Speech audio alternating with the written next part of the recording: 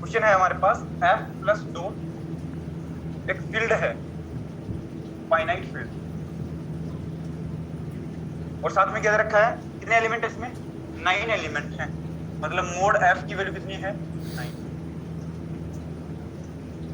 g तो हमारे पास क्या है, f प्लस है, और h है f 0,2। ये है, इस तरीके से ध्यान रखना है। बीच में स्लैश है, स्लैश मतलब क्या है, माइनस। f के अंदर से 0 हटा करके फिर बात करेंगे, ठीक है, ये मतलब है इसका, स्लैश है बीच में, ओके। ये हमारे पास h है और ये g है, तो आपको बताना है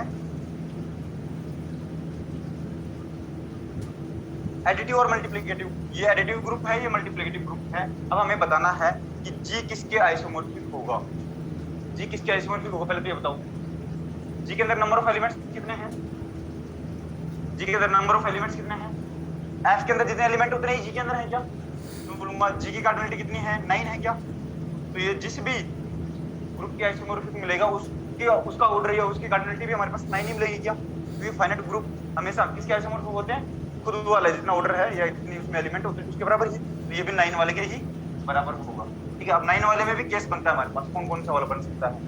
ये वाला बताना, h वाला, h की कार्डिनलिटी कितनी है, f में से 0 हटाकर बात करनी है, कितनी कार्डिनलिटी है इसकी, 8।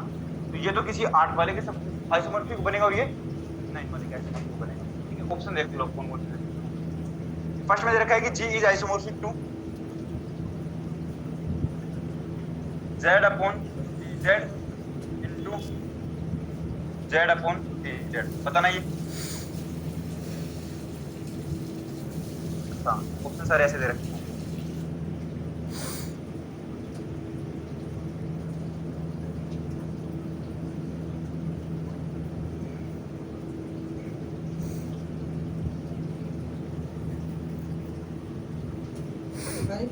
ये देखना, दे दो। ये वाला ऑप्शन हो सकता है क्या, इसमें कितने ऑर्डर के हैं, 8 ऑर्डर का है, ये तो हो नहीं सकता हमारे पास जी। अब या तो ये वाला बनेगा या फिर ये वाला बनेगा। अब ये बताना, जो 9 ऑर्डर का बनेगा ये वाला, ये कैसा ग्रुप बनेगा हमारे पास, मैं बता एडिटिव, साइक्लिक की नॉन साइक्लिक, लेटर आ जाएगी मतलब नॉन साइक्लिक बनेगा। अब यहाँ पर देखना, ये साइक्लिक है क्या, और ये अब एलियन तो है ना, ये किसका आइसोमॉर्फिक बनेगा, इसका आइसोमॉर्फिक बनेगा। तो ए ऑप्शन तो सही है हमारे पास, डी गलत हो गया। अब डी ऑप्शन में देखना क्या दे रखा है, g is isomorphic to this z upon 2z cross 3z, z upon 3z, यही है। और h किसके आइसोमॉर्फिक दे रखा है, बताना, h is isomorphic to z upon 8z। अब बताओ, ये 8z के आइसोमॉर्फिक होगा, इसमें नंबर ऑफ एलिमेंट्स कितने हैं, 8, तो ये इसका आइसोमॉर्फिक होगा। ये पहले से ऑप्शन से हो चुका है, तो a और d सही है। Next 28,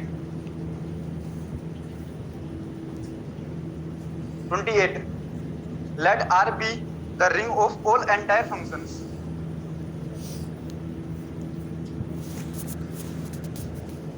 C to C is entire. पहले सर entire functions का कलेक्शन कौन है, R है। Is the ring of functions f from C to C that are analytic at every point of C.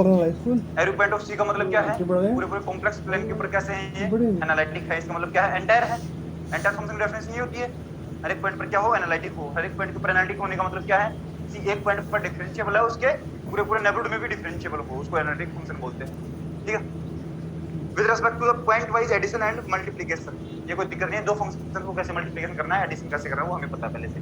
Then first को देखो, the units in R are precisely the nowhere vanish entire function। इसका मतलब क्या है, जो unit मिलेगी, ये units जो मिलेंगे वो हमारे पास ऐसे पॉलिनोमियल मिलने चाहिए जो कभी भी वेनिश नहीं होते, कभी भी जीरो नहीं बनते, यही है इसका मतलब।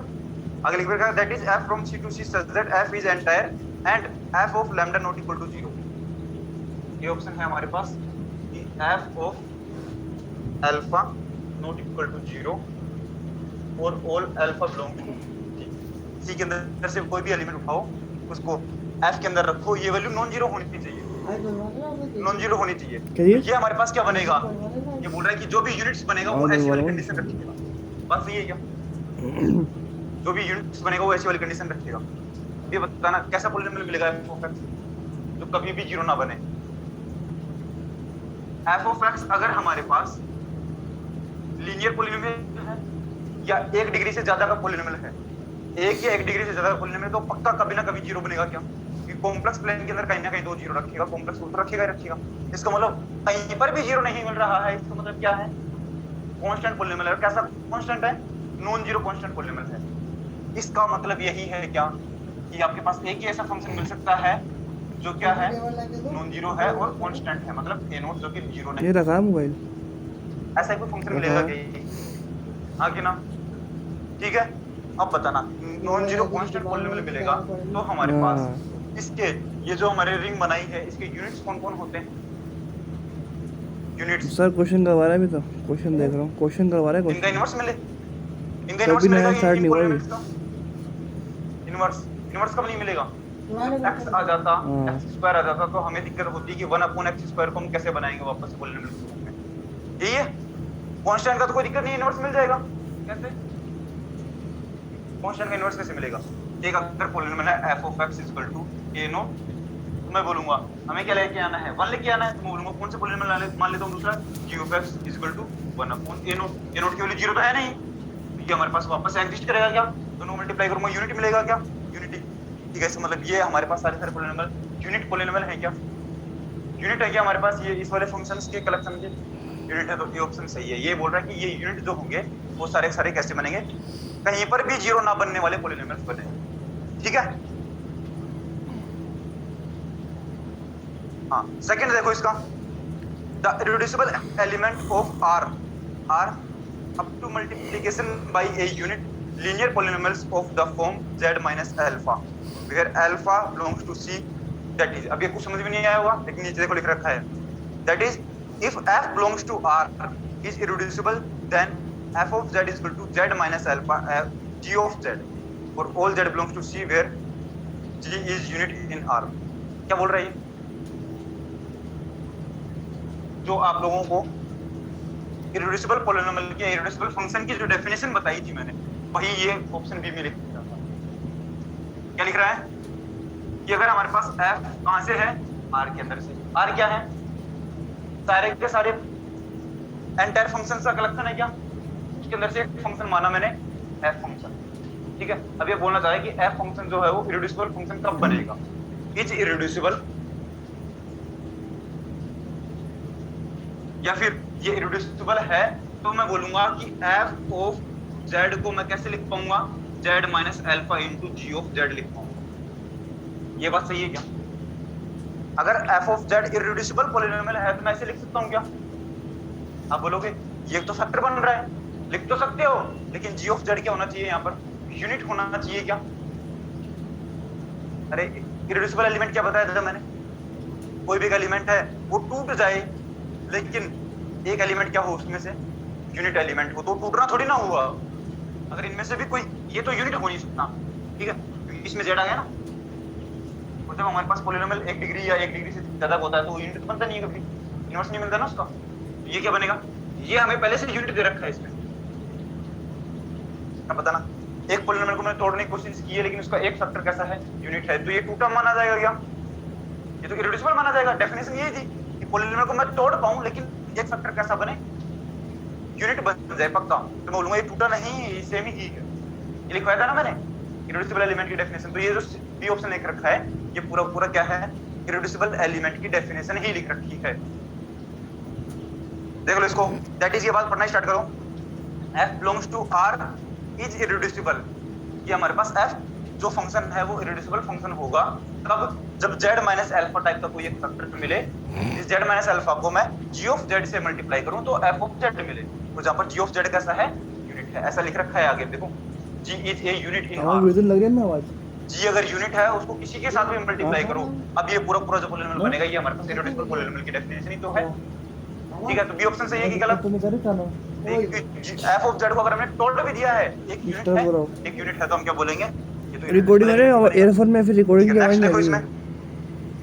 R is an integral domain। R integral domain बनेगा क्या? मनपसंद चीज होता नहीं, बनेगा? कैसे?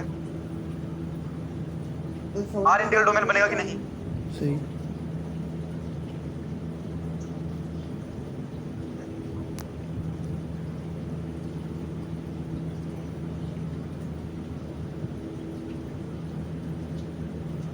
इंटीग्रल डोमेन के लिए क्या चाहिए पहले तो ये बताओ?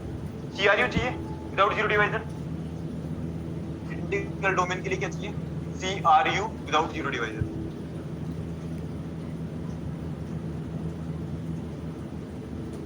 मैं बताओ CRU है कि नहीं है ये R?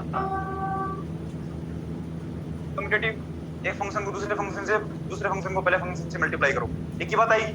यूनिटी है क्या इसमें? f of z equal to 1 entire function होता है, ठीक है? तो CRU तो है। अभी आपको ये चेक करना है विदाउट जीरो डिवाइजर है कि नहीं है।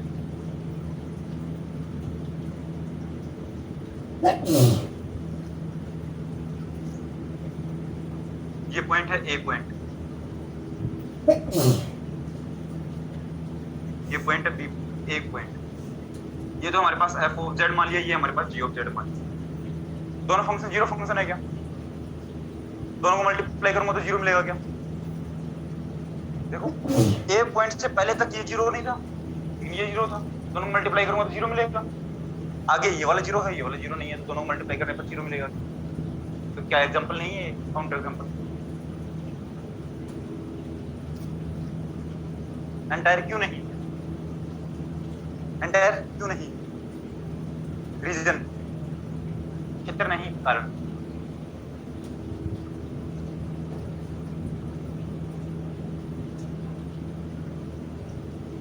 क्या ये एग्जांपल गलत है क्या?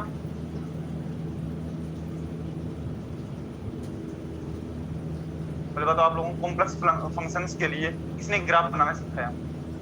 बताया किसी ने? ग्राफ बनता ही नहीं उनका।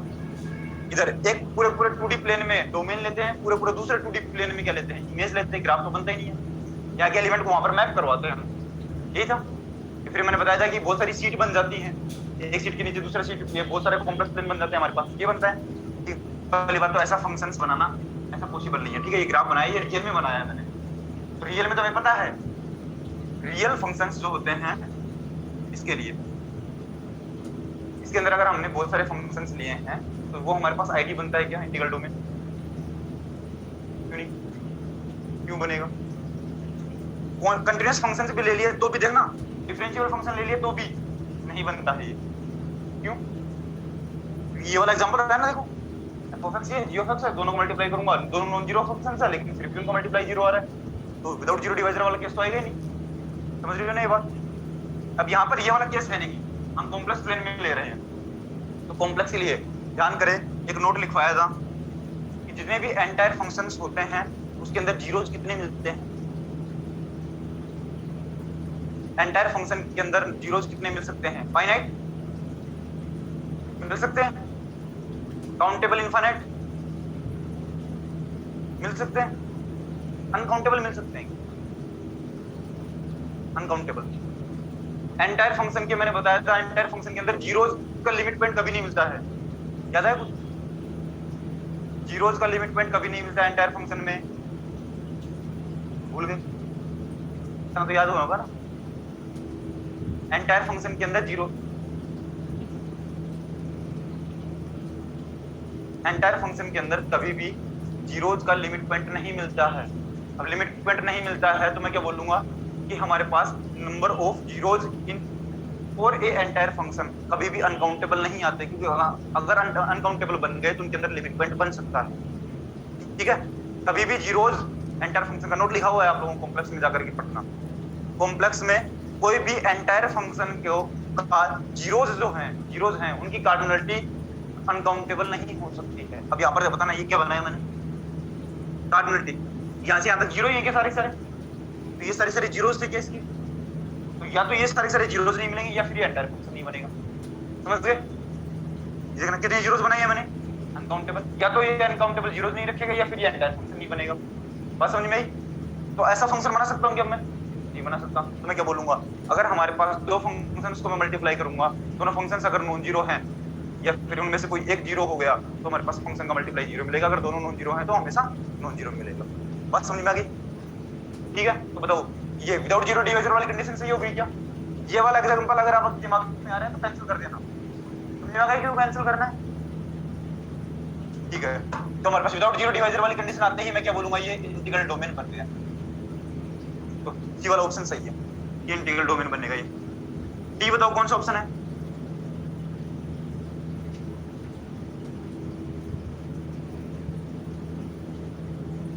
Are is UFD. यूएफडी होगा क्या?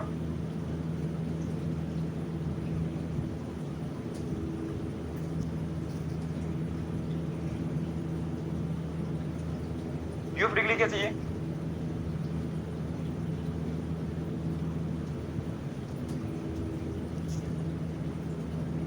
डेफिनेशन क्या थी यूएफडी की?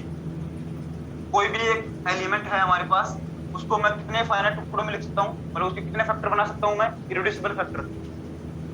फाइनाइट तो कोई भी एलिमेंट है p, उसको मैं कैसे लिख पा रहा था बताना? p1 into p2 into pk। कितने हैं ये? फाइनाइट हैं। तो कैसे हैं? Irreducible element. अगर किसी भी डोमेन के अंदर, कोई डोमेन है d, उसके अंदर से कोई भी एलिमेंट उठाऊं मैं, p एलिमेंट, और उसको मैं फाइनाइट इररिड्यूसिबल एलिमेंट के फैक्टर की फॉर्म में लिख पाऊं या मल्टीप्लाई की फॉर्म में लिख पाऊं, प्रोडक्ट की फॉर्म में लिख पाता हूं, इस तरीके से, यूनिक तरीके से। तो उस ऐसे हर एक एलिमेंट के लिए जो डोमेन बनेगा उसको डोमेन को क्या कहते हैं हम? यूएफडी कहते हैं। यूनिक फैक्टराइजेशन डोमेन, ये था इसका नाम। फैक्टर बना रहा हूं, प्रोडक्ट की फॉर्म में लिख रहा हूं, इसी एक एलिमेंट को बहुत सारे इररिड्यूसिबल एलिमेंट के प्रोडक्ट की फॉर्म में लिख रहा हूं। पहली बात तो ये एलिमेंट कितने होने चाहिए? फाइनाइट होने चाहिए। तो कितनी बार आना चाहिए?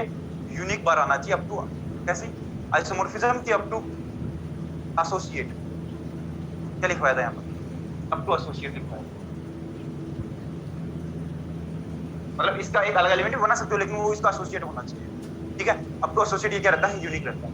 अब हमारे पास ये अब कोई भी हमारे पास अगर ये एनालिटिक फंक्शंस का कलेक्शन अगर यूएफडी बनेगा तो मैं क्या बोलूंगा? हर एक एनालिटिक फंक्शन को मैं यूनिक या फिर हमारे पास इररिड्यूसिबल एलिमेंट के कितने इररिड्यूसिबल एलिमेंट के प्रोडक्ट की फॉर्म में लिख सकता हूँ? फाइनाइट। और अगर फाइनाइट में नहीं लिख पाऊँ तो यूएफडी बनेगा क्या? नहीं बनेगा। आप देखना साइन जेड को लिख, क्या होता है साइन जेड का फॉर्मूला? एक्सपेंशन क्या होता है इसका? Z minus Z cube upon 3 factorial, यही क्या? प्लस जेड की power 5 upon 5 factorial, plus minus ये कहां तक जाता है? पावर इनफिनिट तक। अब बताना, अगर मैं इसके फैक्टर बनाऊंगा, इररिड्यूसिबल फैक्टर कौन से होंगे? पहले तो ये बताओ, इररिड्यूसिबल फैक्टर कौन से होंगे? कॉम्प्लेक्स की बात हो रही है, कॉम्प्लेक्स में इररिड्यूसिबल फैक्टर कौन से हो सकते हैं? Linear. Z minus alpha, Z minus alpha 2, Z minus alpha 3। कि अगर जैसे ही हमने 2 ऑर्डर का लिया है या 2 पावर का लिया तो बताओ वो इररिड्यूसिबल बन पाएगा कभी? ओवर सी कॉम्प्लेक्स के अंदर 2 या 2 से ज्यादा पावर वाला हमेशा नॉट इररिड्यूसिबल होता है, क्योंकि उसके फैक्टर होते हैं हमारे पास। ठीक है, लीनियर वाले को ही मैं नहीं तोड़ पाऊंगा आगे जाकर के। ये बात समझ में आ रही है क्या? तो अगर मैं इसके फैक्टर बनाने की कोशिश करूंगा, इररिड्यूसिबल फैक्टर बनाने की कोशिश करूंगा, क्या बनेंगे? ऐसे बनेंगे। पावर कितनी है? इनफिनिट तक। तो ये भी कितने लेने पड़ेंगे हमें? इनफिनिट लेने पड़ेंगे। हाँ कि ना? तो ये फाइनाइट वाले लीनियर प्रोडक्ट की फॉर्म में लिख सकता हूँ कि इसको मैं फाइनाइट लीनियर के प्रोडक्ट की फॉर्म में लिखूंगा तो मैं क्या लिखना पड़ेगा मेरे को? Z to the power finite आ जाएगी हमारे पास। अब यहाँ पर तो Z to the power finite है नहीं, इनफिनिटी तक जा रहा है। तो ऐसा कोई भी हमारे पास लीनियर फैक्टर्स मिल सकते हैं क्या जिनके प्रोडक्ट की फॉर्म में मैं लिख पाऊँ? ऐसे फाइनाइट लीनियर प्रोडक्ट मिल सकते हैं क्या? नहीं मिल सकते। मैं बोलूंगा हमारे पास ये डी वाला ऑप्शन जो है वो गलत है। क्यों? क्योंकि अगर हमारे पास फाइनाइट एलिमेंट की प्रोडक्ट की फॉर्म में मिल जाता है ये, तो क्या तो बनता? यूएफडी बनता। अब यूएफडी नहीं बन रहा, नहीं मिल पाएगा। तो ये समझ पाएगा लास्ट वाला? लास्ट वाला यूएफडी कब बनता है? जब उसके अंदर से कोई भी एक एलिमेंट उठाऊं डोमेन के अंदर से, और उस एलिमेंट को मैं फाइनाइट इररिड्यूसिबल एलिमेंट्स के प्रोडक्ट की फॉर्म में लिख पाऊं। ये एलिमेंट को मैं, ये सारे कैसे हैं? इररिड्यूसिबल एलिमेंट्स हैं, इनके प्रोडक्ट की फॉर्म में लिख पाऊं। लेकिन ये एलिमेंट कितने होने चाहिए? फाइनाइट होने चाहिए। अब यहाँ पर मैंने कोई भी एग्जांपल लिया, sin z ले लो, cos z ले लो, tan z ले लो, सबका पॉलिनोमियल ऐसी फॉर्म में होती है। आगे इनफिनिटी तक जाता है हमारे पास। अब बताओ, इसके हमारे पास टुकड़े बनाने हैं, इरेड्यूसिबल एलिमेंट की फॉर्म में लिखना है। इरेड्यूसिबल एलिमेंट कौन होंगे इसके? वेक्टर की फॉर्म बनाऊंगा जब लीनियर वाले, क्वाड्रेटिक या उससे ज्यादा वाले तो क्या बन जाएंगे? नॉट इरेड्यूसिबल बनते हैं कॉम्प्लेक्स के अंदर, ठीक है, तो लीनियर वाले बनेंगे। अब बताना लीनियर वालों को अगर फाइनाइट की प्रोडक्ट में लिखोगे तो फाइनाइट को मल्टीप्लाई करोगे तो पावर फाइनाइट ही आएगी। इसमें तो पावर कितनी है? इनफाइनाइट है। इसका मतलब ये कितने लेने पड़ेंगे आपको? इनफाइनाइट लेने पड़ेंगे। ये बात समझ में आ गई? इनफाइनाइट लेते ही मैं क्या बोलूंगा? यूएफटी नहीं बनेगा, तो डी ऑप्शन कर रहा था कि यूएफटी बनेगा, ठीक है। 29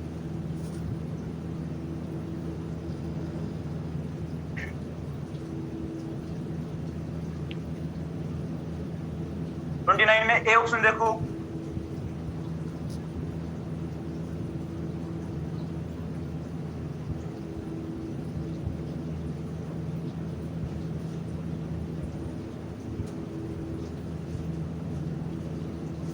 क्या बोल रहा है हमारे पास?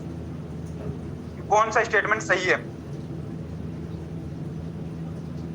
Q √2 and Q iota over Q। Vector space से ध्यान रखना, वेक्टर स्पेस Q के ओवर ये दोनों आइसोमॉर्फिक मिलेंगे कि नहीं मिलेंगे? तो पहले तो ये बताओ, ओवर Q इसकी डायमेंशन कितने? 2। इसकी डायमेंशन कितनी? 2। फाइनाइट डायमेंशन है दोनों, ये भी फाइनाइट डायमेंशन, ये भी फाइनाइट डायमेंशन, दोनों की डायमेंशन सेम है, दोनों आइसोमॉर्फिक मिलेंगे क्या? और वेक्टर स्पेस तो यही होती है डेफिनेशन, ठीक है, ये ऑप्शन तो सही है। बी बताना, E is chain over Q, लेकिन अब क्या है ये? फील्ड। अब ऐसा हमने कोई नोट लिखवाया क्या कि अगर फील्ड है हमारे पास, ओवर फील्ड की बात कर रहे हैं हम, तो ये हमारे पास ये दोनों अगर फाइनाइट डायमेंशन के हैं और दोनों की डायमेंशन सेम आती है तो ये दोनों आइसोमॉर्फिक मिलेंगे, ऐसी बात गारंटी नहीं है हमारे पास, तो ये गलत हो गया। सी देखो,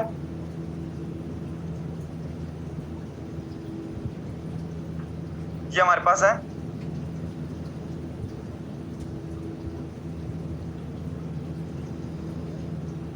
आइसोमॉर्फिक है दोनों, ओवर क्यू बात कर रहे हैं,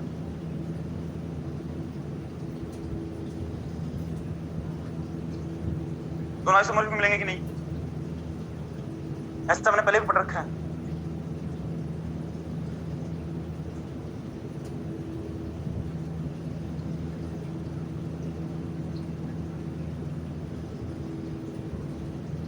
इससे तो क्या मिलेगा? ये तो क्या बनेगा हमारे पास? तो ये क्या बनेगा?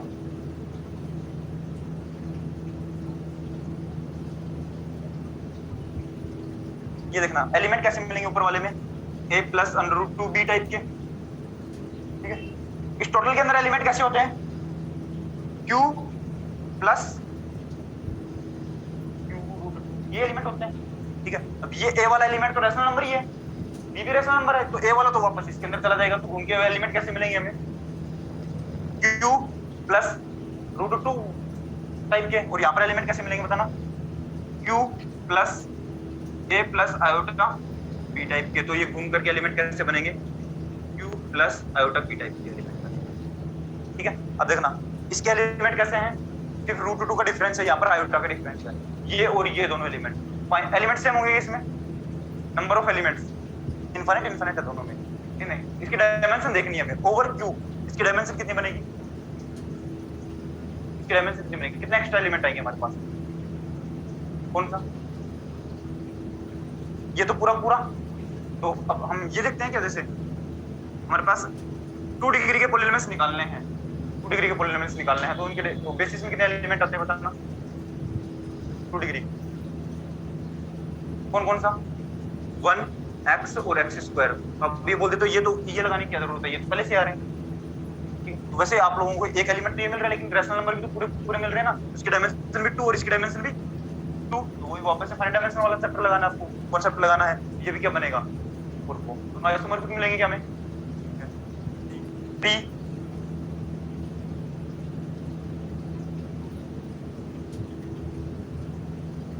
ये और ये दोनों ही एक्सटेंशन है हमारे पास, लेकिन एक्सटेंशन है क्या? ये एक्सटेंशन बन रहा है क्या क्यू का? ये कैसा बनेगा? a प्लस √2b टाइप का बनेगा, एक्सटेंशन है, ये भी एक्सटेंशन है, बस यही है, तो डी हमारे पास ऑप्शन सही है। डी गलत है, बाकी तीनों सही है।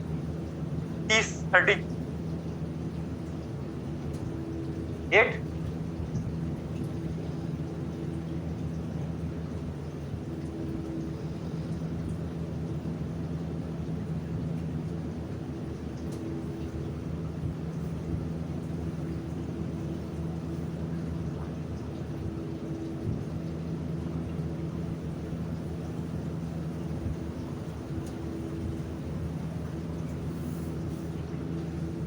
ऐसा क्यों आया? कौन सा लॉजिक लगाया बताओ?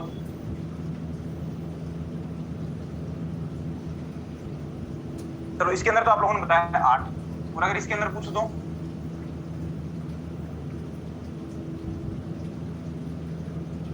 ओवर क्यू,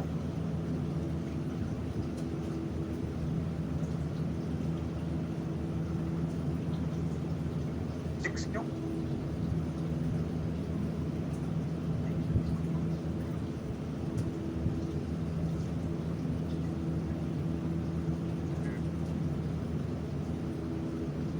एट, और कोई? ये तो आसान वाला टॉपिक है ना, ये तो इसमें तो बस एलिमेंट बना बना के रखने हैं, और एलिमेंट भी पता है आप लोगों को कैसे बनाने हैं। एक एलिमेंट उठाना है, उसकी पावर देखना है कि पहले आ चुकी है कि नहीं आ चुकी है, अगर आ गई है तो रहने देना, और अगर नहीं है तो लिखना है, हमें ऐसे करना है। इसमें आप लोगों ने क्या बनाया? a प्लस सबसे पहले √2 b प्लस, फिर ये लिया 2 की पावर 1/4 c प्लस, फिर ये 2 की पावर 1/8, ठीक है ना? यहाँ पर 1/2 लिखो। इसका स्क्वायर किया है कि ये लिखा है? अच्छा, इसका स्क्वायर किया है।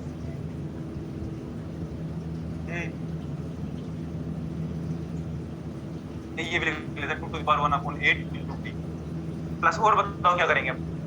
इसका स्क्वायर करूंगा तो ये मिल रहा है ना, इसकी पावर क्यूब करूंगा तो अलग मिलेगा 2 to the power 3/8, अभी नहीं मिला है ना e प्लस, और बताओ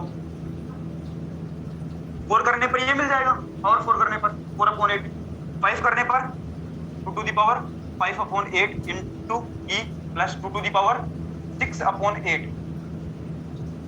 6/8 क्या मिलेगा? 2 नहीं 3/4, 3/4 मिला क्या पहले?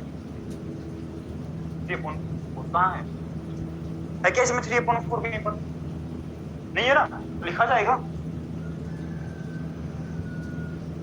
हाँ, और 2 to the power 7/8 इंटू, तो लास्ट में क्या मिलेगा? सारे मिल रहे हैं ना, देख लेना एक बार। 1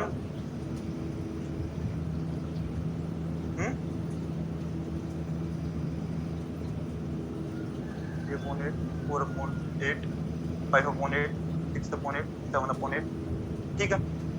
और लास्ट वाला क्या मिलेगा बताना? 2 to the power 8/8 into h, लेकिन 8/8 क्या बनेगा? 2 to the power 1 बन जाएगा, तो ये तो घूम करके वापस से यही बनेगा। अब बताओ कितने एलिमेंट हमारे पास अलग आए? इनके अलावा और कोई मिल सकता है क्या? पर देख लेना एक बार जरूर, ये मिलेंगे एलिमेंट, बताओ कितने हैं?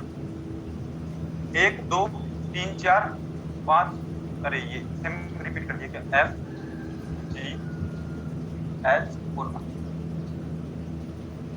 H तक एलिमेंट हैं हमारे पास। कितने एलिमेंट आए? 8। इनके अलावा आप देखना, इससे इससे इससे बनने वाले कोई भी एलिमेंट अलग नहीं बन पाया।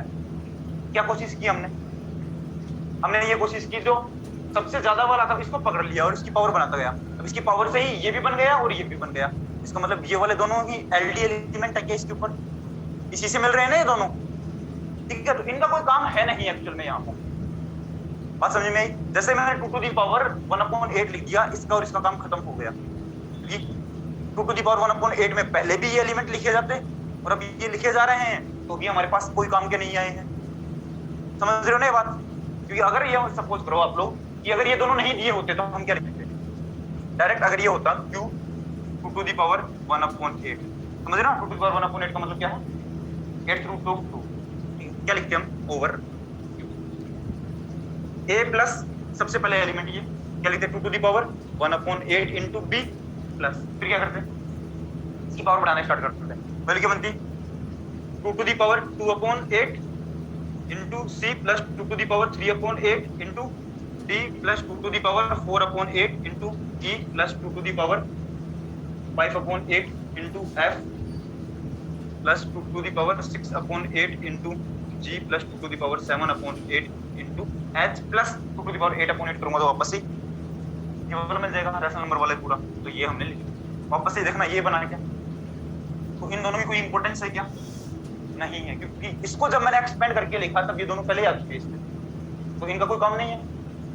अब इसमें बताओ कितना आएगा, 8 ही आएगा क्या? क्योंकि अभी भी इसका कोई काम नहीं है यहाँ पर, ये तो वैसे भी लिखा जाता है इसके अंदर, जब पावर बढ़ाते बढ़ाते लिखता तो बात समझ में आएगी नहीं आई। तो ज्यादा नंबर देख करके ये मत सोचा करो कि ज्यादा वैल्यू आ जाएगी, मैंने पहले भी बताया था एक दिन, ये दोनों तो क्या है इसके, इसी से बन जाएंगे, इसी से जनरेट हो जाएंगे एलिमेंट, तो ये तो फालतू में लिखे हुए हैं यहाँ पर, कोई काम के नहीं है ये, ठीक है।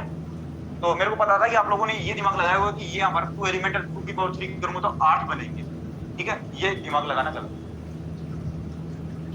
समझ गए क्या करना है।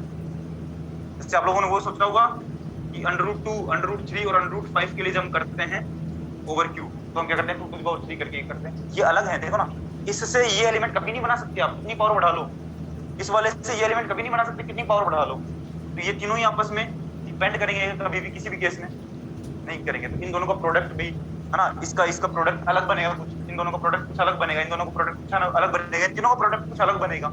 इस वजह से हमने हर जगह अलग अलग एलिमेंट लिखे थे। अब यहाँ पर देखना, इन दोनों का प्रोडक्ट क्या बनेगा,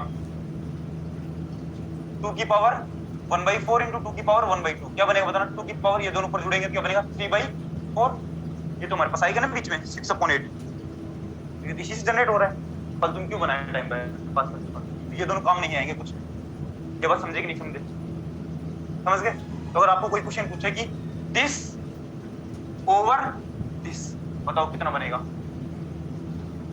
दिस ओवर दिस, डिग्री कितनी बनेगी,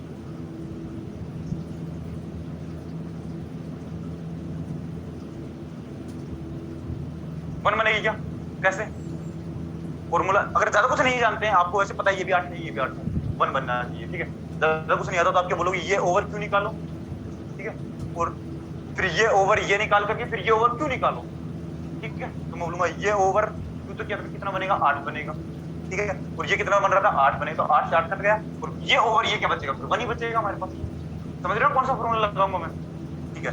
तो ये कुछ चीजें समझ में आनी जरूरी है।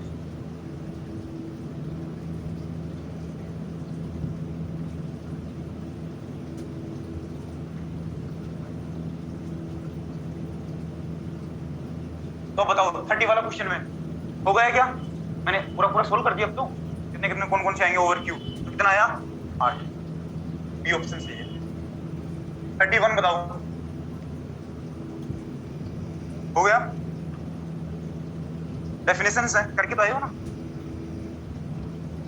सीओडी। ये देखो पहले तो क्वेश्चन पढ़ो, Rx हमारे पास क्या है, polynomial ring over R, R का मतलब देख लेना यहाँ पर क्या है, रियल नंबर है, ठीक है ना, ऐसा लिखा हुआ है, इसका मतलब रियल नंबर है। In one variable let I subring of Rx be an ideal, तो I क्या है हमारे पास, आइडियल है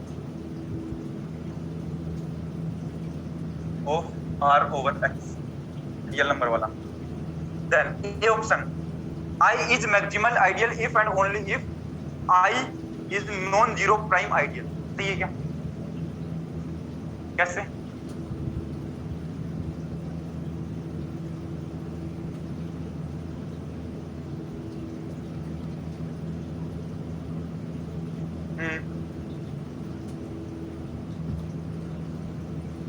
R फील्ड होता है क्या, R फील्ड है, Rx PID बनेगा क्या, PID बनेगा, और PID के अंदर क्या होता है, एवरी प्राइम मैक्सिमल प्राइम होती है। तो ऑप्शन ए क्या है कि जो भी मैक्सिमल आइडियल बनेगी वो प्राइम बनेगी, प्राइम जो है वो मैक्सिमल बनेगी, तो ऑप्शन ए तो सही है। बी क्या बोल रहे हैं, I is maximal ideal if and only if the quotient ring Rx upon I is isomorphic to R, बताओ सही है।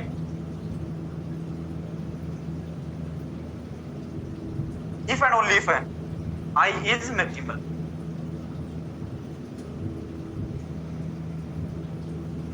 अगर I मैक्सिमल है तो ये बताना R अपॉन I एक फील्ड बनेगा, लेकिन वो R के आइसोमॉर्फिक ही मिले ये जरूरी है क्या, ये मैं बोलूंगा एनी फील्ड, कोई फील्ड बनेगा लेकिन वो R के ही आइसोमॉर्फिक बनेगी, इस बात की तो कोई गारंटी नहीं है हमारे पास, ठीक है। तो इस साइड वाला जो है वो ट्रू नहीं है, उल्टा वाला देखो, ये अगर R के बराबर है फील्ड बन गया क्या, फील्ड बनते ही मैं बोलूंगा ये मैक्सिमल बनेगी क्या, हाँ इधर वाला वापस वाला तो ट्रू है, लेकिन ऊपर जाने वाला ट्रू नहीं है। मतलब अगर आई हमारे पास आइडियल है तो कैसी आइडियल है? मैक्सिमल आइडियल है।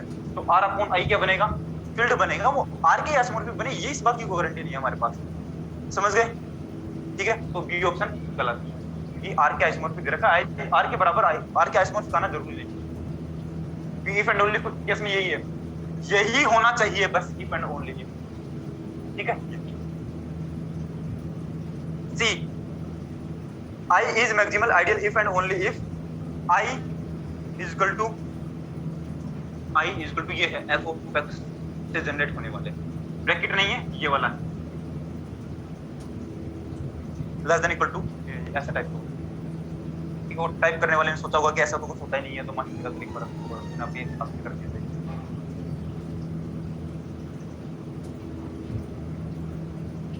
आगे लिखा हुआ है where f of x is non constant irreducible polynomial over r। क्या मतलब है? अगर ये f non constant irreducible polynomial है तो i कैसी बनेगी? मैक्सिमल आइडियल बनती है कि नहीं बनती है? rx कैसा है? फील्ड है, नहीं सॉरी पीआईडी है। rx पीआईडी है क्या? इसके अंदर ये बताना, rx अपॉन आई करूंगा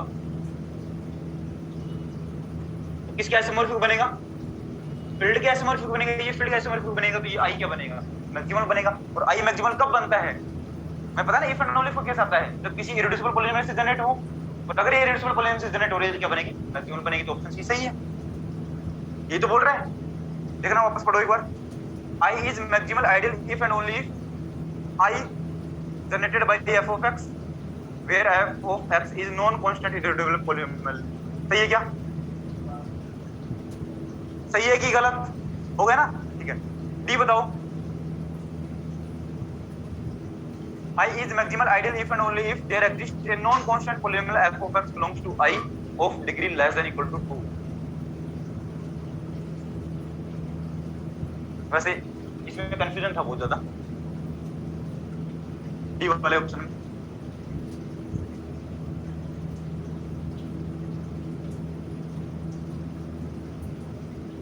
सीएसआई वालों ने इसको गलत माना है, डी ऑप्शन को। क्या बोल रहा है हमारे पास? ये बताना पहली बात तो कि जो आई है ये मैक्सिमल मिलेगी if and only if there exist. There exist का मतलब क्या है? कोई एक ऐसा पॉलिनोमियल मिल जाए हमारे पास एफ ऑफ एक्स, कहां से? आर एक्स के अंदर से, नॉन कांस्टेंट होना चाहिए। अब सी और डी ऑप्शन में क्या चेंज है? लेकिन इसका जो डिग्री है वो लेस देन इक्वल टू 2 होनी चाहिए। दोनों में क्या चेंज है?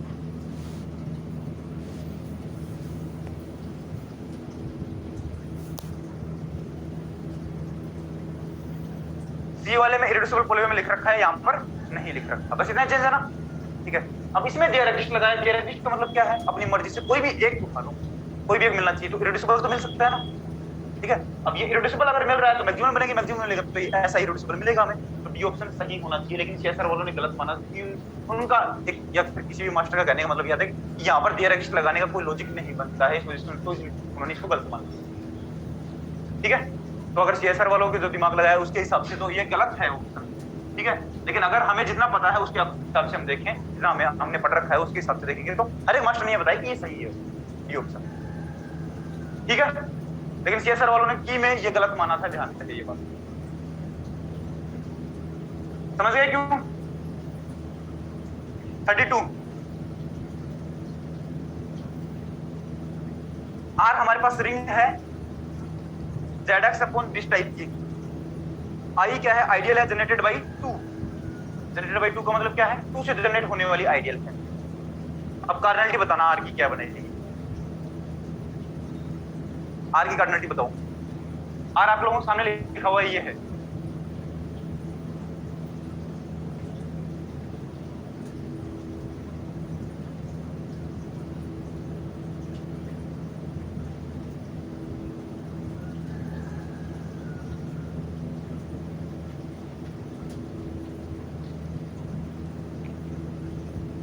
आर लिखा हुआ क्या, Z X upon X square plus X plus one into X की power cube plus X plus one. यही है क्या? आई क्या है? 2 से जनरेट होने वाली आई इज इक्वल टू क्या है, जनरेटेड बाई 2। अब बताओ आर के अंदर कितने एलिमेंट होंगे, ये पूछ रहा है। आर के अंदर एलिमेंट कैसे होंगे पहले तो ये बताओ। आर इज इक्वल टू क्या, नहीं क्वोशंट है क्या ये, ठीक है। एलिमेंट कैसे होंगे बताना, पूरा पूरा ये एक्स की पावर, अब इसको सोल्व कर लो एक बार, 5 वाला पावर आएगी प्लस, अब सारा लिखूंगा मैं, फिर मैं लिख दूं कि ये एक्स की पावर 1 5 से लेकर के और 1 पावर तक का मिलेगा इसके अंदर। ये तो बन गया ये पूरा पूरा, सही बात है। प्लस इसका एलिमेंट क्या होते हैं बताना, A naught plus a1x plus a2x square plus so on an x to the power n, ऐसा एक एलिमेंट मिलेंगे क्या, बताओ, ठीक है। अब बताना इसमें से कौन कौन सा एलिमेंट इधर चला जाएगा।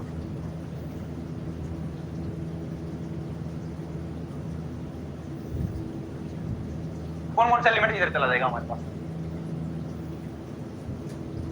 मतलब क्या होता है इसमें, ये मतलब होता है कि ये जो एलिमेंट है इसमें हमारे पास इस वाली पॉलीनोमियल का भाग दो, जो रिमाइंडर बचेगा उसको इधर छोड़ना है, बाकी सारा तो इधर चला जाएगा, ये मतलब होता है। तो बताना पावर 5 वाला और पावर 5 से ज्यादा वाले का भाग लग जाएगा, उसमें भाग लग जाएगा इसमें इसका, ठीक है। तो वो तो उठ करके इधर आ जाएंगे, जो बचेगा पीछे कौन बचेगा, सिर्फ रिमाइंडर बचेगा क्या, हाँ कि ना। इस पॉलीनोमियल को हम कैसे लिख सकते हैं, p of x into Q of x plus r of x लिख देंगे, ठीक है। p ऑफ x जिसका भाग लगा रहे हैं वो p ऑफ x कौन होता है, ये वाला होता है।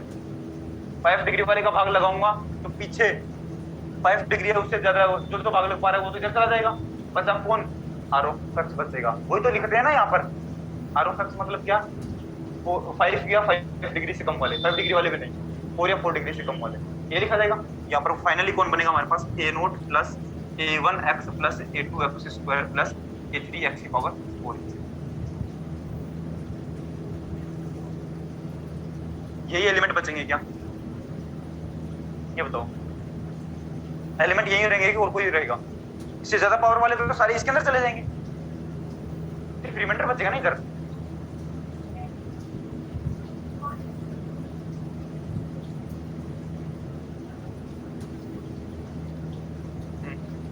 देखो इसमें ये है 5 से ज्यादा वाले इधर चले जाएंगे। देखो अगर हमारे पास कोई भी पॉलीनोमियल है f ऑफ x, ये इसको मैं को मान लेता हूँ क्या, ये है x की power 3 plus 2x square plus 2x plus 1, ऐसा कोई पॉलीनोमियल है, ठीक है। ये तो किसकी जगह है, लास्ट में आगे लिखा हुआ उसकी जगह, तो इसकी जगह कौन है, ये मान लेता हूँ 2 डिग्री का x स्क्वायर प्लस 1 मान लेता हूँ, आसान बनेगा। अब इसको हम कैसे फैक्टर में लिखना है हमें बताना, इसको लिखने के लिए मैं बोलूंगा हमारे पास कौन सा डिवीजन एल्गोरिथम काम करेगा, ये तो होता ना। इसको मैं कैसे लिख सकता हूँ बताना, x square plus 1 into something q of x plus r of x की फॉर्म में लिख सकता हूँ क्या, वाले को बोलोगे कैसे, मैं बताता हूँ कैसे। भाग लगाओ, x cube plus 2x square plus 2x plus 1 x square plus 1, ये है क्या, इधर पूरा पूरा तो इससे जनरेट होने वाला है, ध्यान रखिए। ये वाले पॉलीनोमियल क्या है हमारे पास यहाँ पर, ठीक है। इधर हमारे पास ये पूरा पूरा लिखा हुआ है, यही है ना, यहाँ पर 5 डिग्री का है और उससे ज्यादा डिग्री का है, मैंने एग्जांपल लिए छोटे छोटे डिग्री वाले लिखे, बताना क्या बनेगा। x यहाँ पर क्या बनेगा, एक्स क्यूब प्लस एक्स, तो वैल्यू क्या बनेगी, माइनस माइनस ये कैंसिल हो गया, यहाँ पर क्या बचेगा 2x square minus plus x plus 1। अब देखना वापस से क्या बनेगा, प्लस 2, तो वैल्यू क्या बनेगी 2x स्क्वायर प्लस 2, तो वैल्यू कितनी बनेगी, माइनस माइनस, ये तो बचा x और माइनस 1, ये बना क्या, ये तो रिमाइंडर है और इतनी बार भाग गया है। देखना इस पूरे पूरे को मैं क्या लिख सकता हूँ, एक्स स्क्वायर प्लस 1 से जनरेट होने वाला प्लस ये जो था उसको मैं क्या लिखूंगा बताना, ये इंटू ये x plus 2 into x square plus 1 plus X minus 1, ऐसा लिख सकता हूँ क्या बताना, ऐसा लिख सकता हूँ कि नहीं, लिख सकता हूँ ना।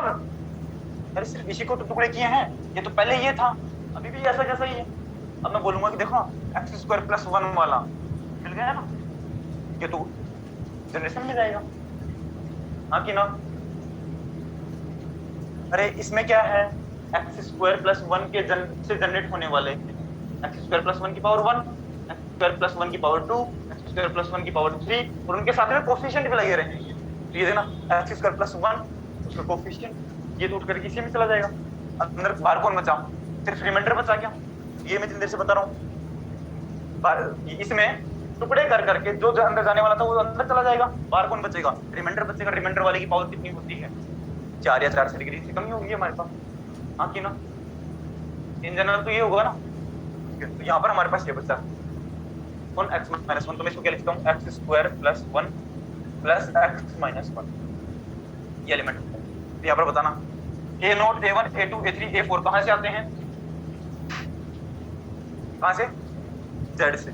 बताना कितने एलिमेंट बनेंगे ये, इसकी कार्डिनलिटी कितनी, जेड। इनफिनिट बार लिखा जाएगा, ये भी इनफिनिट बार, ये भी इनफिनिट, ये भी इनफिनिट, ये भी इनफिनिट। कितने बनेगी इसकी कार्डिनलिटी, इनफिनिट बनेगी क्या, फाइनाइट फाइनाइट होता तो फाइनाइट बार लिखता। कितने एलिमेंट बनाएंगे, ए1 अलग, ए2 अलग, ए3 अलग, ए4 अलग, ए नोट अलग, अलग अलग बना। कितने एलिमेंट बना सकता हूं मैं, इनफिनिट एलिमेंट बना सकता हूं। तो ऑप्शन कौन सा,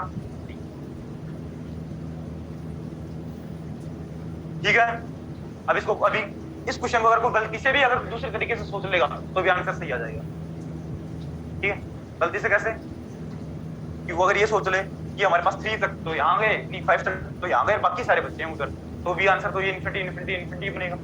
तो भी गलती से भी आंसर सही आ जाता है यहाँ पर, ठीक है। लेकिन हमें सही तरीके से सोचना है। हो सकता है फाइनाइट डायमेंशन वाला दे दे, ये जेडपी टाइप का कभी दे दे तो गड़बड़ हो जाएगी। कौन सा, ये आइसोमॉर्फिक नहीं, सी तो नहीं, क्यों, अच्छा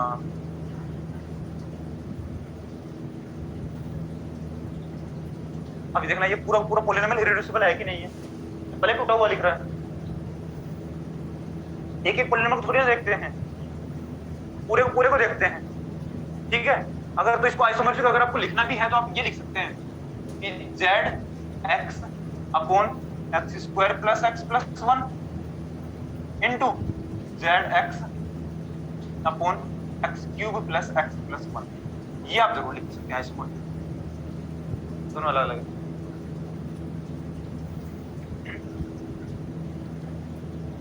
ये ओवर जेड एक्स इररेड्यूसिबल तो है नहीं, फिर इररेड्यूसिबल है तो हम इसको किसके आइसोमॉर्फिक लिखेंगे, ठीक है। नहीं जरूर लिखना तो नहीं है कि, तो फिर वो मैक्सिमल बन रहा है तो फील्ड बनना चाहिए। फील्ड के लिए किसी भी फील्ड के आइसोमॉर्फिक लिख दो इसको, ऐसा होता है वो। ये तो होता है आइसोमॉर्फिक है ये दोनों, ठीक है। अब इसको और आगे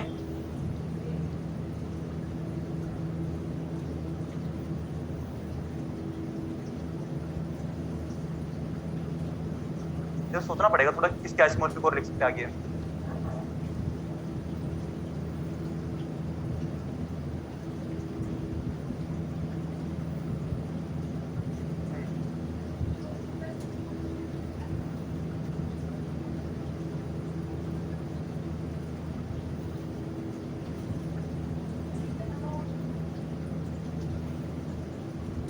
फील्ड यूएफडी क्या आइसोमॉर्फिक,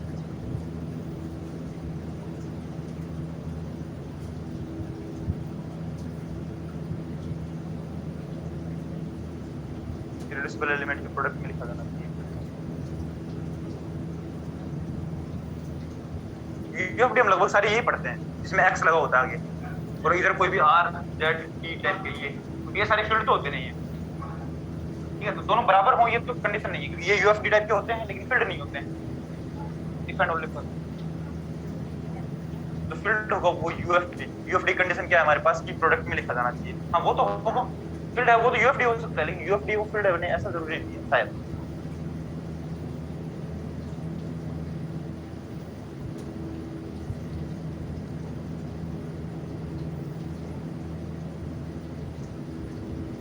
सोचना पड़ेगा उसको, मैं डायरेक्ट नहीं बता सकता कि इसकी क्या समझ। नेक्स्ट ये क्वेश्चन होगा क्या इनफिनिट वाला, नेक्स्ट बताओ कौन सा है, 33 कर लोगे क्या, ऐसा क्वेश्चन कल ही बताया था मैंने, 3 की पावर 100 वाला। उस टाइम पे क्या पूछ रहा था वो, नंबर ऑफ नहीं, एक ग्रुप दे रखा था जो ऑटोमॉर्फिक ग्रुप था, तो ये पूछ रहा था कि नंबर ऑफ सब ग्रुप्स, ये था। तो मैंने क्या लिखवा था, number of sub groups of a automorphic group is equal to number of sub field of a field. ठीक है, तो कितना बनता था हमारे पास, प्राइम की पावर n और प्राइम की पावर n मैं बताऊं सब फील्ड कौन कौन से मिलते हैं, जो उस n को डिवाइड करते हैं, वही बनेगा ना। p to the power n को डिवाइड करें वो नहीं, n को डिवाइड करें वो, इसका मतलब n के डिविजर्स, और n के डिविजर क्या होते हैं, तो n होते हैं, तो n यहाँ पर क्या था 2 की पावर 100 था, वहां पर क्या था 3 की पावर 100 था, तो हमें तो 100 का डिविजर निकालना है ना। यहाँ पर क्या बनेंगे 200 कितना होता है, 100 को मैं क्या लिख पाता हूँ 2 की पावर 2 इंटू 5 की पावर 2, तो ये क्या बनता है बताओ 200 की पावर, ये जो पावर होते हैं उनमें +1 ऐड करके मल्टीप्लाई करते हैं, क्या बनेगा 9। सही है, 9 ऑप्शन सही है इसका। 34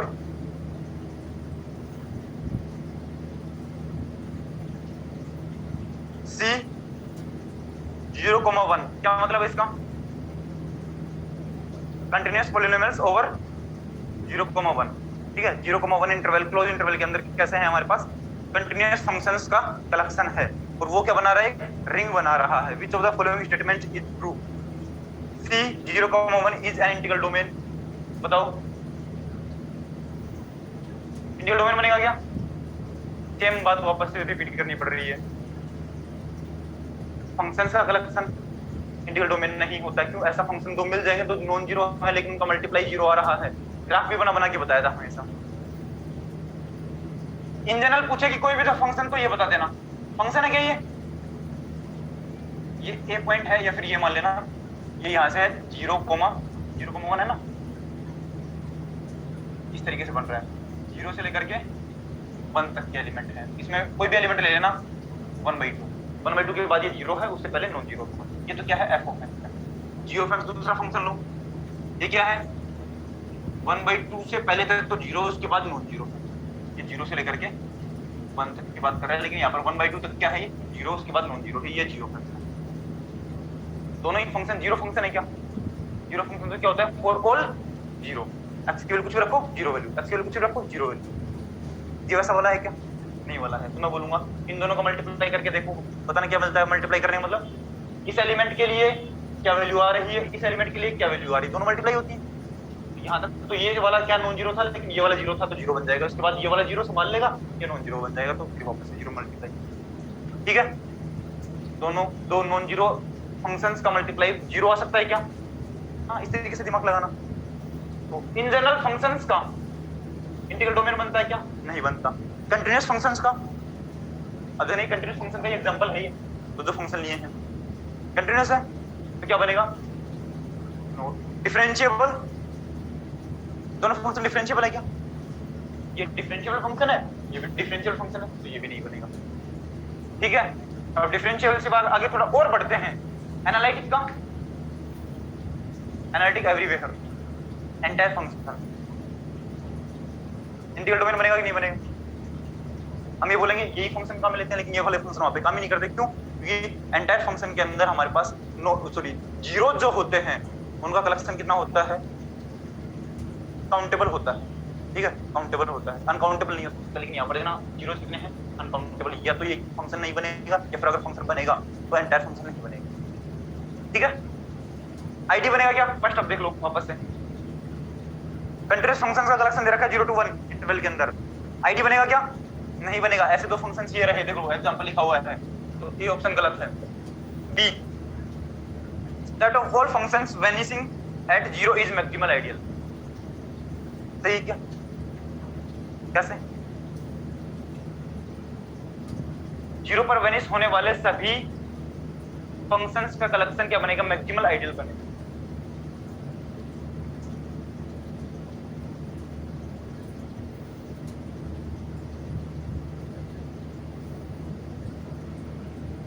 ये क्वेश्चन हो गया कि नहीं हुआ तुम्हारे, पहले तो ये बताओ, नहीं हुआ, वो भी ऑप्शन नहीं हुआ होगा, हाँ तो बताओ तो।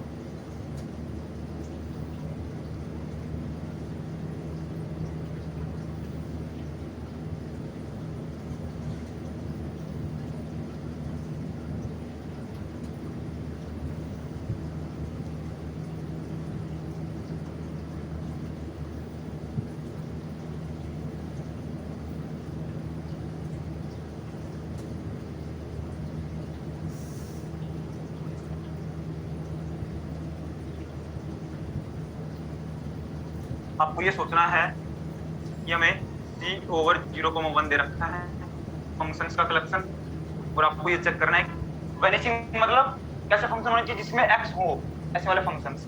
मैं क्या बोलूंगा, आई हमारे पास ऐसे फंक्शंस का कलेक्शन है जिसमें x टाइप का आ रहा है, x से जनरेट होने वाले, यही है क्या? Set of all functions vanishing at 0 is maximal ideal, यही आएगा क्या आई आइडियल? x से जनरेट होने वाले मतलब x की पावर 1, x की पावर 2, x की पावर 3, x की पावर 4 वो उसमें आना चाहिए, आएगा क्या? हाँ, सारे सारे जीरो पर वेनिश हो जाएंगे क्या? वेनिश मतलब जीरो हो जाएंगे, जीरो पर जीरो होंगे, ठीक है। तो मैं बोलूंगा अगर हम ऊपर लेते हैं c ओवर 0,1 अपॉन आइडियल बनाते हैं कैसी, x वाली, यहाँ पर तो बताना क्या बनेगा, सभी फंक्शंस का कलेक्शन ओवर x, क्या बनता है ये बताना। ये r पर था, r पर, ये r वाला ही तो था ना, rx में क्या आते हैं बताना, x वाले सारे सारे पॉलिनोमियल्स आते हैं हमारे पास यहाँ पर, ये तो वैसे फंक्शन बनेगा ये भी, ठीक है। अब बताना x पर ये वाला क्या बनता है, पूरा पूरा वापस से r बनता था क्या हमारे पास, और ये तो हमारे पास क्या बनता है, फील्ड बनता है। तो बताओ ये हमारे पास फील्ड बनेगा तो ये वाला क्या बनेगा, मैक्सिमल आइडियल बनेगी, तो वेनिश होने वाली मैक्सिमल आइडियल बनेगी, तो ये क्या बनेगी, मैक्सिमल, ठीक है। लेकिन अब ये एक बात और ध्यान रखना, अगर हमें ये दे देता कि एक से ज्यादा पॉइंट के ऊपर वेनिश हो रही है तब ये मैक्सिमल आइडियल नहीं बनेगी और ना ही प्राइम आइडियल, प्राइम भी नहीं बनेगी और मैक्सिमल भी नहीं बनेगी, समझ गए। अगर नीचे वाली जो आई दे रखी है ये ऐसी दे दे कि ये एक से ज्यादा पॉइंट के ऊपर वेनिश हो रही है, मतलब जैसे 0 पर भी वेनिश हो रही है, 1 पर भी वेनिश हो रही है, तो ये क्या नहीं बनेगी, मैक्सिमल आइडियल भी नहीं बनेगी और प्राइम भी नहीं बनेगी, समझ गए क्या। अब ऑप्शन सी पढ़ लो।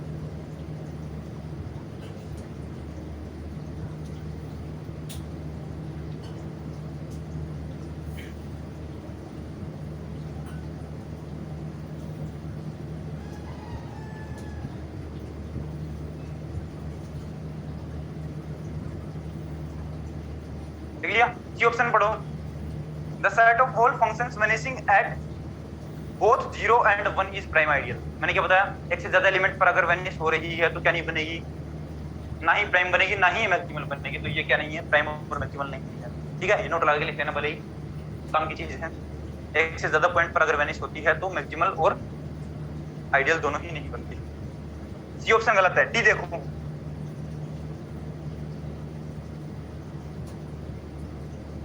f कहां से आ रहा है, c ओवर 0,1 के अंदर से आ रहा है, such that f of x की पावर n करने पर 0 मिल रहा है, और ये this then f of x equal to 0 मिलेगा।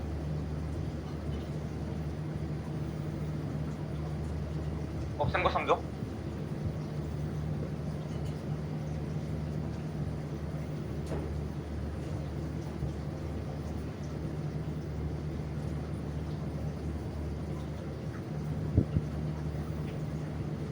बताना। C 0,1 रिंग है क्या, रिंग के अंदर एलिमेंट कैसे हैं, f ऑफ x टाइप के एलिमेंट है, और हमारे पास एक f ऑफ x मिल रहा है, उसकी पावर n करने पर 0 मिल रहा है, इसमें f ऑफ x कैसा एलिमेंट है, निलपोटेंट एलिमेंट है। f ऑफ x की पावर n इक्वल टू 0 है, इसका मतलब क्या है, f of x is nilpotent.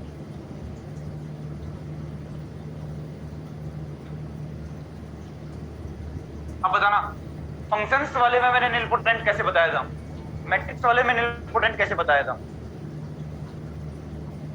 Function है ना, फंक्शन क्या है हमारे पास, f फंक्शन कहां से 0,1 से लेकर के कहां तक, कोई भी रियल नंबर पर, ऐसा ही था, ये था फंक्शन से। अब ये बताना, अगर हमारे पास कोई भी निलपोटेंट एलिमेंट है f of x equal to 0 type का कोई भी निलपोटेंट एलिमेंट है, तो बताना मैंने क्या बताया था, निलपोटेंट एलिमेंट कौन कौन से मिलते हैं, आइडेम्पोटेंट एलिमेंट कौन से मिलते हैं। इधर कोडोमेन में कहां पर वैल्यू जाए, निलपोटेंट वाली पे जाए, इसके निलपोटेंट ही तो ढूंढते हैं ना, इसको कौन से ढूंढेंगे, निलपोटेंट एलिमेंट ढूंढेंगे। तो मैं बोलूंगा अगर हमारे पास f of x nilpotent element है तो मैं बोलूंगा वो कहां पर मैप करेगा, इधर वाले के निलपोटेंट एलिमेंट पे मैप करता है, सही बात है। अगर f ऑफ x एक आइडेम्पोटेंट एलिमेंट है तो कोडोमेन के आइडेम्पोटेंट एलिमेंट पर मैप करेगा, ये बताया था मैंने। अब r का निलपोटेंट बताना कौन कौन होते हैं, 0 एक ही होता है, तो यहाँ पर निलपोटेंट एलिमेंट क्या मिला, 0 मिला। क्या इसका मतलब, एक ऐसा फंक्शन जो निलपोटेंट फंक्शन है तो उसकी इमेज हमेशा पक्का जीरो ही मिलेगी क्या?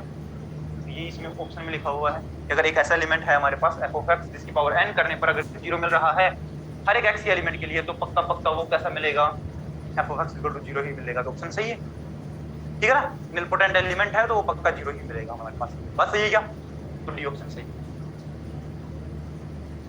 नेक्स्ट 35, ये तो खुद भी कर सकते थे ना। 35 वाला बताओ। एबीसी फर्स्ट वाला बताओ कौन सी मेथड से किया? x की पावर 2 माइनस 5, मेथड लगाने की जरूरत पड़ी नहीं, है ना? फर्स्ट वाला में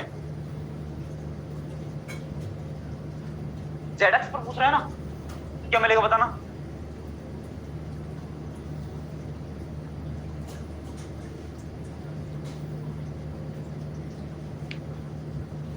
एक्स स्क्वायर माइनस 5, अगर फैक्टर बनेगा तो क्या बनेगा? x माइनस अंडर 5 और x प्लस अंडर 5, ये बनेगा। हमें पता है zx के अंदर ये तो क्या है, रिड्यूसिबल तो नहीं है, क्योंकि ये वाला पोलिनोमियल वापस zx के अंदर थोड़ी ना है। ये z के अंदर से है क्या? नहीं, ये भी z के अंदर से है क्या? नहीं, तो zx की थोड़ी ना बने।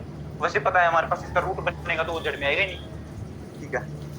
ये तो गलत हो गया, नहीं रिड्यूसिबल पूछ रहा है ना। बी वाला, बी ऑप्शन कैसे किया? साइक्लोटॉमिक क्या होता है?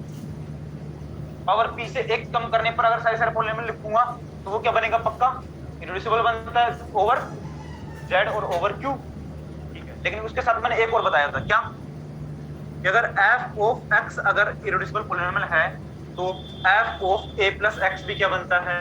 इररिड्यूसिबल पोलिनोमियल बनता है। अब एक ही जगह मैंने क्या लिखा है? 1। मैंने बताया कि ये अलग ही लिख देंगे आपको ऐसे क्वेश्चन, ये वाले नोट वाले। मतलब इररिड्यूसिबल है कि रिड्यूसिबल? इररिड्यूसिबल, बी भी सही है, ए सही, बी सही। सी वाला, अब देखो सी वाला सही है, इसी वजह से तो बी वाला सही है। ओके, सी भी सही है। डी बताओ। 1 plus X square plus x की पावर 4 नेक्स्ट पावर 3, प्राइम वाला नहीं है। प्राइम वाला होता तो मैं क्या बोलता डायरेक्ट क्या है? इररिड्यूसिबल है। अब यहाँ पर बताओ ये इररिड्यूसिबल है कि नहीं?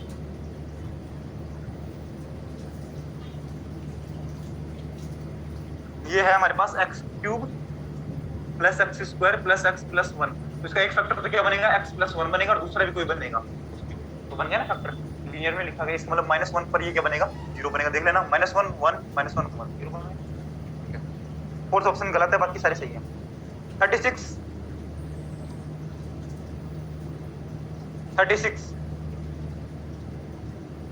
ए वाला रिड्यूसिबल की इररिड्यूसिबल? Not irreducible. कौन से वाले मेथड से?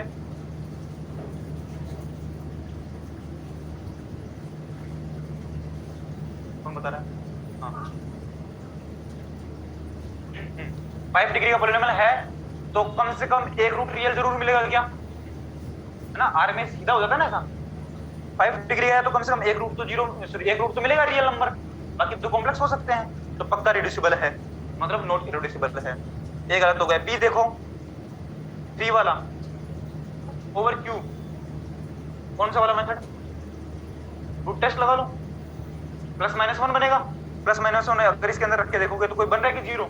नहीं बन रहा। तो हमारे पास इंटीजर सॉरी ये हमारे पास रैशनल रूट तो ये मिलने थे प्लस माइनस 1, और वो मिले नहीं। इसका मतलब क्या है?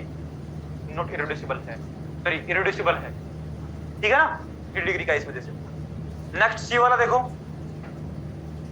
मोड पी वाला टेस्ट लगा लो, या फिर इसमें भी रूट टेस्ट वाला लगाने ना एक बार, रूट वाला। हाँ, थोड़ा बड़ा हो जाएगा बस, वो पता लगे, क्योंकि प्लस माइनस दिया आएगा ना, थोड़ा सोल्व करने में थोड़ी वो गलती हो सकती है, बाकी हो जाएगा ना।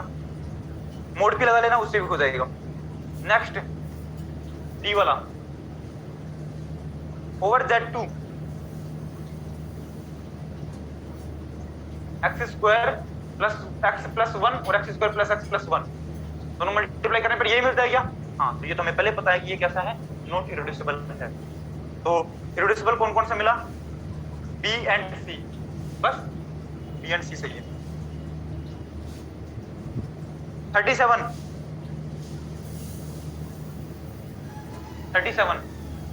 हो गया क्या?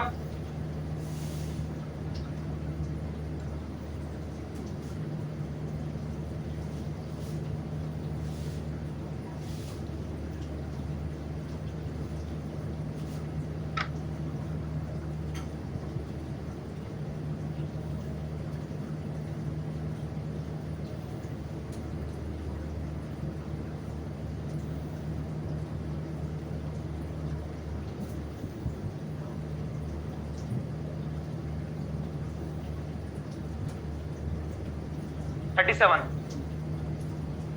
आर क्या है? ईडी है बट फील्ड नहीं है।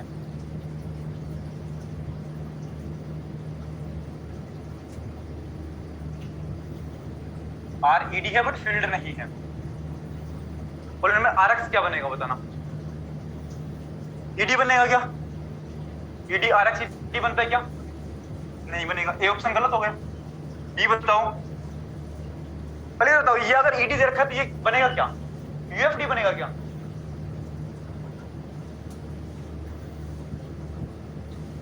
आर ईडी है तो आर एक्स ईडी बनना नहीं। हाँ ई आईडी नहीं बनेगा तो ईडी नहीं बनेगा। ए ऑप्शन में पूछा था R X, R real number वाला नहीं है, नॉर्मल